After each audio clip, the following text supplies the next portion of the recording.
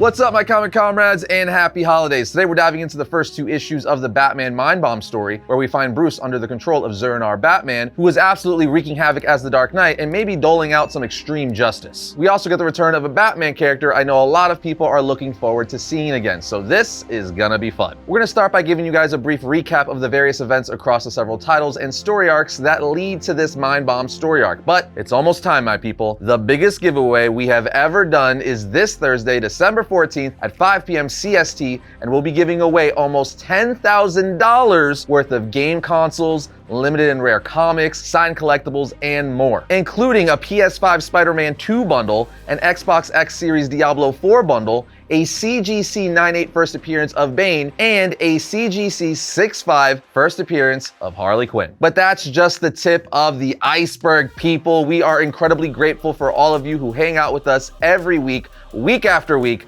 allowing us to do what we love. So we want to send that love right back to as many of you guys as possible with a different giveaway every 2 to 5 minutes until Super Santa's bag is empty. What we're saying is, consider this our formal invitation to come join us on our Whatnot page for a fun live show full of chances to take home a dope holiday gift from us here at Variant. Just click our invite link right here or in the description to register, follow the Variant Whatnot page, and bookmark the show so you're notified for the showtime. And when you use our invite link to register, yes, it's all free, we'll drop you a $10 credit towards any of the items available in our Buy It Now shop. It's our way of giving back to as many of you as possible. In fact, we'll be dropping 2 new and highly limited Aquaman exclusives in our Buy It Now shop on the day of the giveaway, which will be the perfect way to use your credit. But if that doesn't float your boat, you'll have a bunch of items to choose from. Any way you slice it, you do not want to miss this. Again, our Super Santa giveaway is this Thursday, December 14th at 5 p.m. CST, so click the invite link and set your notifications right now. All right, now that you've got that festive news, let's get you that recap leading up to the Mind Bomb story in Batman issue 139. It actually starts back at the beginning of the Failsafe story arc in Batman 125 from July 2022, when we were introduced to a brand new and incredibly dangerous character called Failsafe. In this arc, we learned that Failsafe is an AI robot designed by Bruce Wayne to be activated if Bruce were ever to go off the rails and start killing people. In other words, Bruce intentionally designed Failsafe to be the only one who could actually stop him from becoming the villain. It's an incredible story by Zdarsky, and we actually broke it down in its entirety right here. In any case, at the end of the Failsafe storyline in issue 130 of Batman, Failsafe vaporizes Batman with a single blast, seemingly killing him. Failsafe then says, "Batman eliminated, end program," as he flies off into the sky, leaving Robin to mourn. But on the last page of the issue, we see Bruce's body somehow has been teleported to what seems to be Crime Alley. Of course, we would find out in future issues that Batman is no longer on his Earth and stuck in the multiverse, eventually facing Red Mask and stuck in his own night terrors because of insomnia. The night terrors were actually from the Night Terror event, which was a whole event that lasted for several months, and it all led to Bruce finally waking up from said night terrors in Batman Catwoman The Gotham War Battle Lines issue 1, which kicked off the Gotham War event. It's here we learn that while Bruce has been asleep or out of commission, Catwoman took a new approach to fighting crime in Gotham, and she lays it all down for them when she gathers the Bat family at the Kitty Cat Club. She tells them, "Some of you may have noticed, but violent crime is down by almost 75%. The usual colorful cast of characters have been suspiciously quiet when it comes to anything of consequence. It would seem the pool of hired help of all the real monsters out there has been greatly diminished. There are simply, forgive the word, not enough goons to hire. Those goons have had a life of fighting for scraps while having to suffer the erratic rages of the Joker or Riddler or our own. How many times have we beaten these people with our own hands? They serve, sometimes they go right back to those monsters, the heists, and the petty alleyway robberies. Because it's all they know. They never had the skills to figure something else out. Until now. I've trained them, and I'm training more. To be like me, elite cat burglars. No more smash and grabs, no more armed robbery, no more henchmen. And I've given them rules. They're only allowed to steal from the wealthy of this city. No score is worth your life or anyone else's. No violence, no confrontation. And they have to donate 15% of their gains to Gotham charities. This is why the streets are quiet. This is why your villains are floundering. And it's getting big enough that I need all of you to do something for me. I need you to leave us alone." Essentially, Catwoman has turned the henchmen or goons in Gotham into cat burglars that don't kill and are only allowed to steal from the rich. And because the henchmen are now busy making their own scores, supervillains like the Joker and Riddler don't have enough henchmen to pull off their big crimes anymore, thus reducing supervillain criminal activity. But as Nightwing says, this isn't a solution, you've just changed the crime. Tim Drake says, yes, but there's a difference between a bodega owner being shot for the money they need to live on with Duke finishing and a millionaire who wakes up to find some jewels missing. Batgirl then says, she's right, it's actually working. We've all all seen it out there, with Damien jumping in saying this is preposterous. These criminals are just going to be better trained when they slink back to their twisted masters. But Stephanie Brown says, but why would they go back? She's given them independence. Tim Drake then says, I don't know, this just doesn't sit right with me. I think we need to see more, get more data. Maybe Selina can show us how she's training them. Ultimately, Batman interjects saying, we don't allow some crimes simply because they appear more acceptable than others. What is this about, Selina? Do you expect us to look away when we see one of your criminals at work? Did you really think I'd sit back and watch a crime take place? Selina replies, if you attack my people, all you're doing is increasing the kinds of crimes you're so desperate to stop. The violent ones. We're just allowing the rich to be robbed. They can afford it. Batman reminds her, my parents were rich. Selina, targeting one set of people in place of another doesn't solve anything. She responds, do not yell at me, but if we're fighting in front of the kids, you're clearly furious because you wasted your fortune on your brain and bat cars and punching people, and it took compassion to solve this problem. We never got married because Gotham needed a Batman, and you were all too happy to agree and throw yourself into your mission. Gotham doesn't need Batman, Bruce. It needed me. Should we head to a church now? At this point, Batman walks out with Catwoman saying, I can't believe you. You who gives gifts instead of taking, only you would hate getting everything you've ever wanted. As Bruce walks out saying, not like this. And this, my friends, sets us down the path of Gotham War, with Selina and a new idea to fix Gotham versus Batman. So as the story progresses, we see the argument continue to play out. Should the Bat family only focus on violent crimes or all crimes, all while Batman is fighting his Zur-En-Arrh personality who's trying to be free? You see, Batman created this version of himself in his mind as a protection against psychological attacks. And the Zur portion of Batman's brain is actually the one that created failsafe. So Batman's failsafe created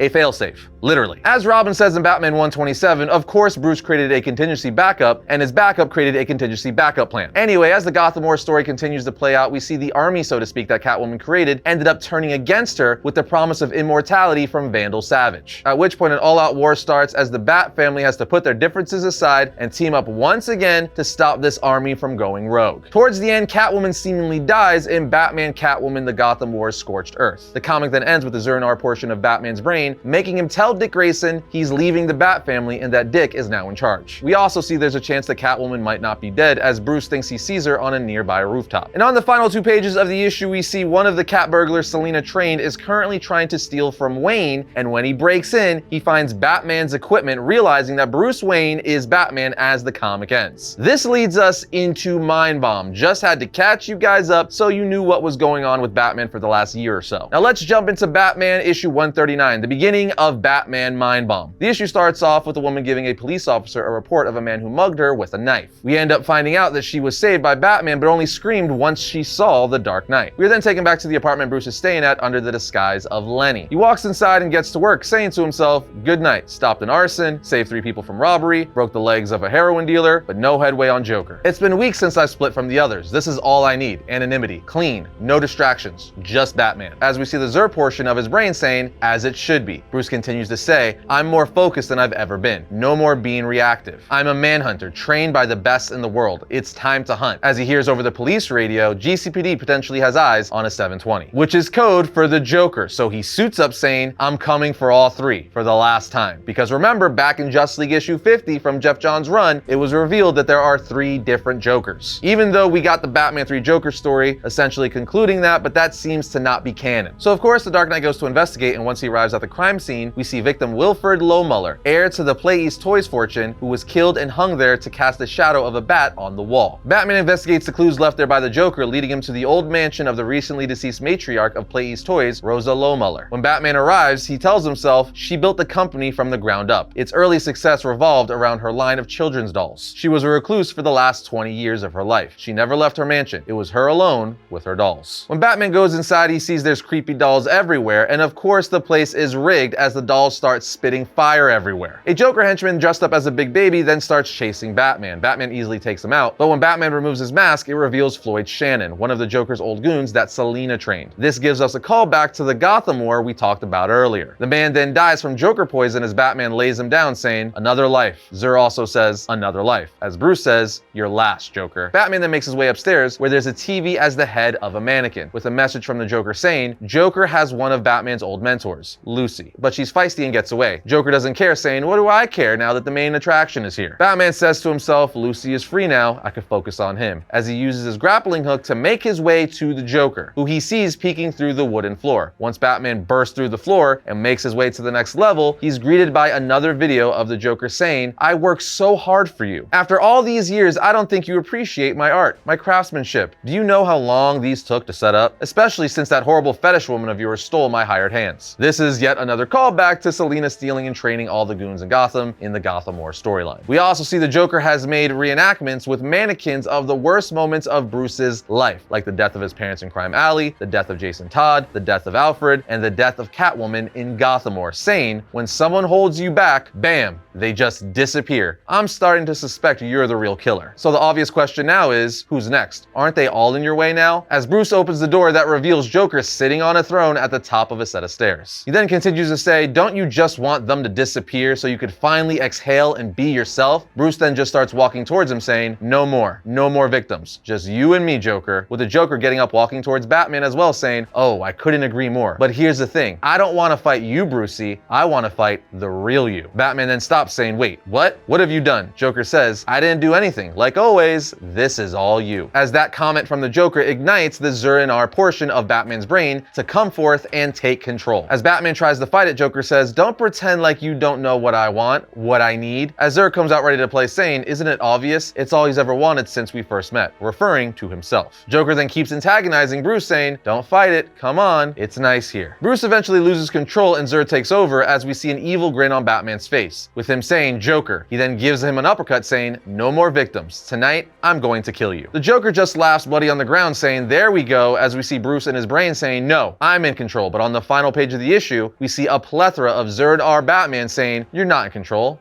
We are. And these aren't just any Zur-En-Arrh versions of Batman. No, we have variants of Michael Keaton Batman, Adam West 66 Batman, Batman the Animated Series, Gotham by Gaslight, Arkham, The Dark Knight Returns, and more. This brings us to issue 140, where the Joker gets up saying, I've waited a long time for this, Brucey, to see you unleashed again. To hear that edge in your voice that's no longer put on. The real Batman. Bruce then says, shut up, I'm gonna end your paddling once and for all, Joker. As Zur-En-Arrh is finally taking over, Batman starts chasing him with Joker saying, oh my, what a serious boy. I guess I'd better run then. Meanwhile, Bruce is trying to fight all the variations of Zur-En-Arrh in his head. As the Dark Knight Returns version says to himself, the multiverse. When you were hopping from universe to universe, your mind touching the minds of all the other Batmen, your Zur invited all of us to join him. The 66 Zur says, strength in numbers, chum. Bruce asks, strength for what? The Keaton Zur responds, why should we be backups? We're the strong ones, the ones who could make the world safe. Arkham Zur adds, once we help your Zur, we will move on and solve crime where we're from. You've been doing it all wrong. You've been building your army through family. Animated Series Zur then says, when all you needed was an army. As the Dark Knight Returns version finally says, an army of self. Meanwhile, outside of Bruce's mind, Bruce's Zur is still battling and chasing the Joker. Then back in Bruce's brain, we see him ask all the Zurs, how are you going to make all these worlds safe? Let me guess. Violence, intimidation. They respond, planning, goals beyond stopping the villain of the week, dedication, no more distractions, no more Bruce Wayne. You've always known what it would take to make people safe, Bruce. Total control, whether people want it or not. As he starts fighting all the variations of Zurs in his mind, Bruce says to himself, it's me versus an army of myself, each of them stripped of my humanity, itching for battle. This is a fight I can't win, my favorite kind. Meanwhile, in the real world, Lucy, one of his old mentors, finds him beating the ever-loving crap out of the Joker. Batman literally says, maybe I don't kill you, maybe I just snap your neck. Snap it just right so you can't move. Snap it so a machine needs to breathe for you. But the Joker is able to use a taser on Batman's neck to shock him long enough to get away. But before Batman can continue his chase, Lucy says, what has happened to you, Bruce? He replies, I'm better, stronger than when you knew me, when you mentored me. I'm doing what I'm supposed to do. She replies, Bruce, you had a darkness in you even back then, but not like this, as she's talking to the Zur version of Bruce.